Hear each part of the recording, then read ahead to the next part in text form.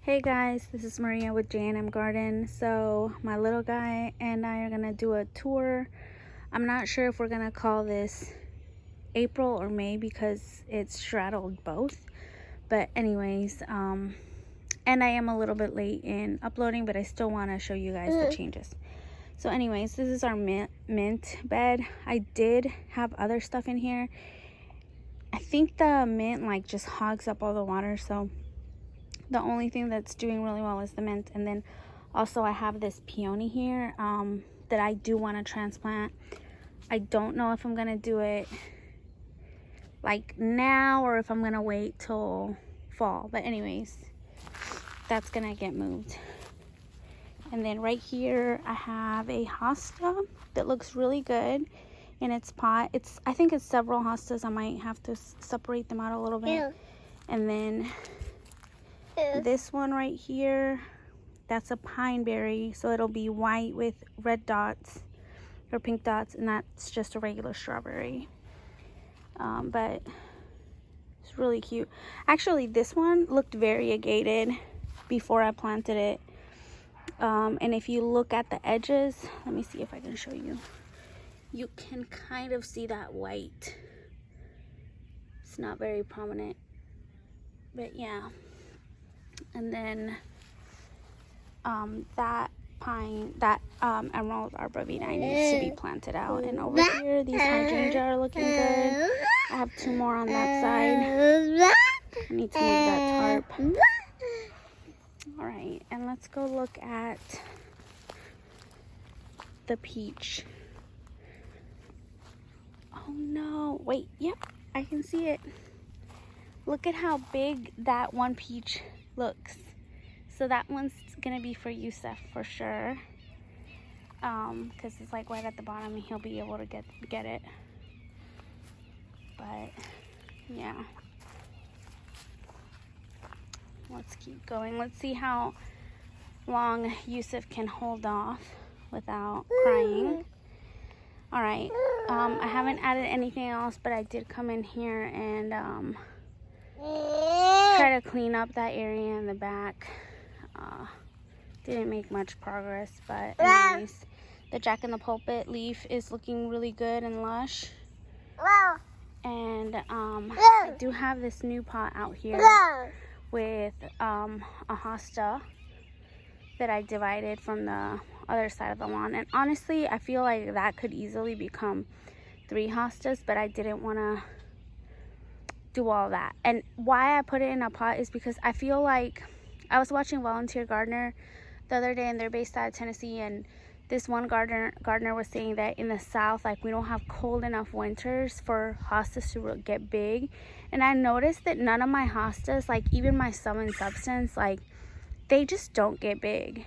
And that little pot over there, that's literally my largest hosta. So either I don't have good soil, or I don't know what's going on, but yeah, they just don't get big. So I'm gonna try the pot thing, see how they do.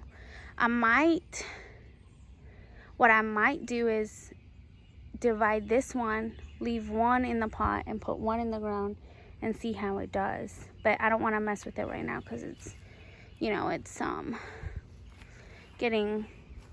just been disturbed. But anyways, that borage looks cute. This one looks a lot bigger. And then these look amazing. Like, I love foxglove so much. So much. And I can see a little hornet or wasp. But anyways, the zinnias are looking really good. There's foxglove everywhere, which is good because actually, I would say like the foxgloves that are out here in the ground that self-seeded look way better than the ones that God, something's biting me in my arm. It's like never fails. Look way better and larger than the ones I seeded in the trays. So anyways, super gorgeous. I don't have any purple ones that I know of, but look at this one right here. Look at like all those spikes that are coming up. And so what I think I'm gonna do is, the moment that these blooms start fading, I'm just gonna cut them back, because we already have all of these foxgloves that already came up, and I have all of those that seeded, so these will bloom next year. So if anything, next year we'll need to sow some for the following year. But anyways, yeah, I think that when you cut back the bloom, they're more likely to come back.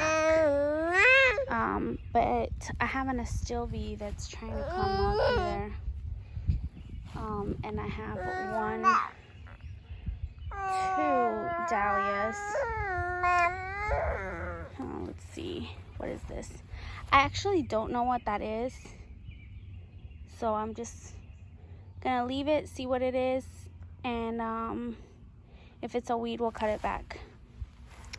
But there is an angel trumpet in there where that stalk is coming up, so it just looks really small. I don't know, they didn't like my spot over here. I didn't mulch them over the winter. They didn't come back up, and that's fine, because I would rather have some other type of perennial here than an angel trumpet, even though they smell really good. Just personal preference. And I like the arborvitae. Oh, and look, I took out the blueberry and the blackberry out of this area and planted them in the backyard, which I'll show you guys later. Nigella is still not ready, but I'm sure by the end of the week it will be, by next week's tour. And the Baptisia looks so good. Look at that purple. So in this area, I want to keep all like blues, purples, light pinks, light pastel colors. I don't want any, like this plant is probably gonna get moved out. I don't want, well, I don't know, that's not hot, but I don't want any like reds or like hot colors over here. Anyways, I need to come and do something about those, because those are dying. Nothing in the hellebore bed, since hellebore is done blooming.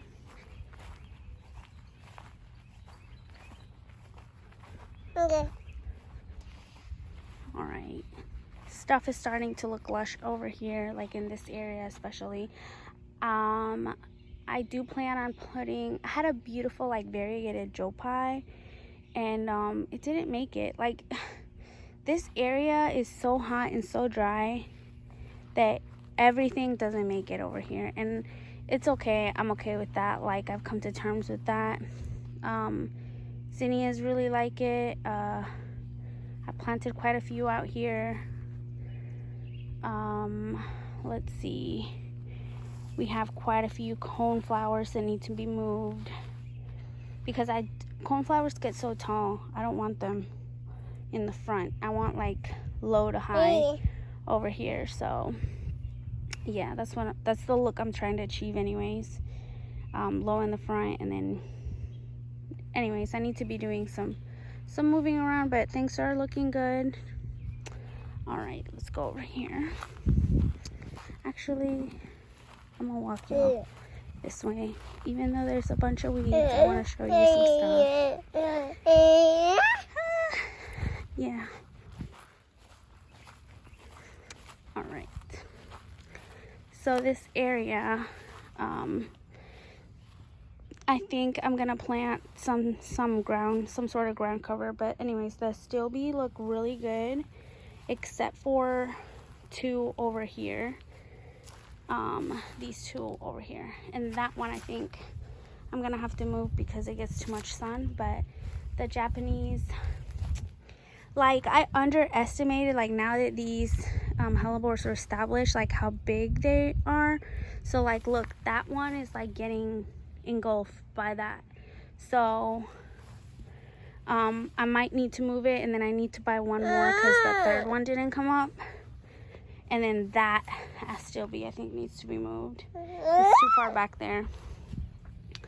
But other than that, like, it looks good. I mean, obviously there's a lot of weeds. I have half of the bed cleaned up and the other half needs to be cleaned up. But here, if you can see these, I planted quite a few gomphrenias. Those are gomphrenias. So we'll try to come out here and fertilize them and water them. And look at how amazing my Japanese lace leaf tree looks. It's so cute. And it's blooming, guys. Like, look at their little, like, helicopter blooms. So cute. Anyways, the boxwoods are looking good. I have a tree, a volunteer tree.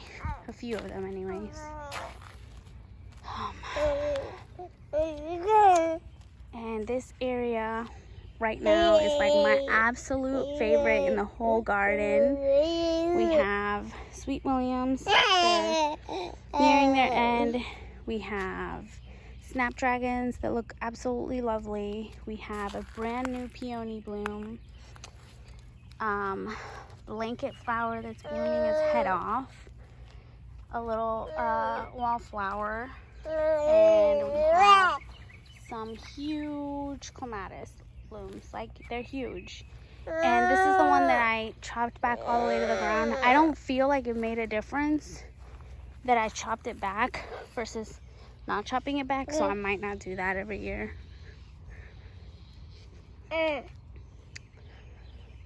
Oh, okay, anyways, over here, this side is a little bit behind, but similar stuff, blooming minus the clematis. And this one is a slightly different variety of blanket flower than the other one. And you can tell that it has a bunch of blooms coming. I need to come out here and fertilize it. And I actually think in both areas it's more than one plant, but looks super gorgeous. And these boxwoods on this side are a lot smaller, but they're newer because I had to replace them.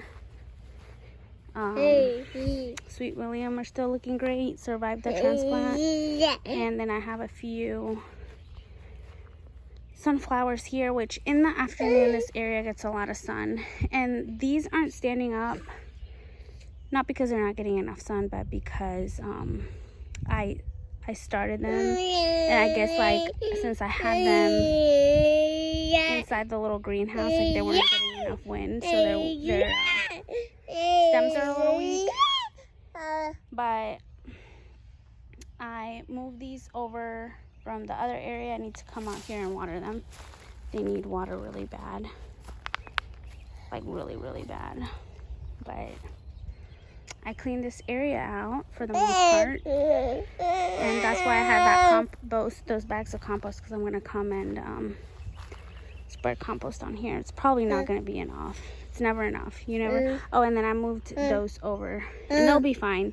That's how all the other ones were before. Like, they just didn't look that great, and then after a few days, they start looking way, way better. Look at this. Oh my god, it looks so good. This lantana came back. That's good. Right there. And then these will probably bloom and be done. I think these are, what is the name? Larkspur. They're larkspur, I think. Yeah, sorry if I'm like moving. Oh, look at that. That zinnia is already blooming. So, like I told you guys before, they were different varieties, and I did not pay attention to the rows when I was planting them out. And so, yeah, some of these aren't gonna be very tall, but delphiniums and rose bushes. Rose bush. The sage is still going super strong. More Sweet William. I planted more Nicotiana because this area is supposed to be fragrant. So I've been trying to be like packing this area with stuff that blooms. And then here we have Verbena bonariensis, some cosmos, some annual lupins. Those back there are the milkweed. And then these, I don't know if these are annual or perennial, but they're looking really good. Like, this is the farthest I've been able to get with lupins. And so I still have to fill this area in, which I'll probably do that this week because I still have. Oh, we got cut off earlier. I received a phone call, but yeah, I have a bunch of seedlings that I need to plant out, and my garden area is a bit of a mess, but let me just show you this real quick. My vegetable garden. Well, my whole garden is, but anyways, this area even more, because like, look at this. Like, this is like the surrounding area of it. Anyways, this right here you can see is a fall gold raspberry, and right here is a gooseberry, which I have never had gooseberries, so I don't know like if they're even good or not. I've heard they're good for making jams. And this right here is like a little sucker from that blueberry that I had thought was dead. And this is the other one, which I need to come and give it a little trim. That other one as well, take all the dead off. And a blackberry. And we're just gonna leave it at that because I can hear my neighbors fighting. It's super weird, but anyways, this is my tomatoes. I have a few that I need to plant out, but I think that on this side I might need to come in and put like a bunch of cardboard to keep the weeds from coming over. But I also plan on planting, oh, I did already. I planted a watermelon so that hopefully it vines, no, a pumpkin so that it vines that way and helps keeps the weeds down. But that's it for now. Thank you so much for watching and have a great day. Bye-bye.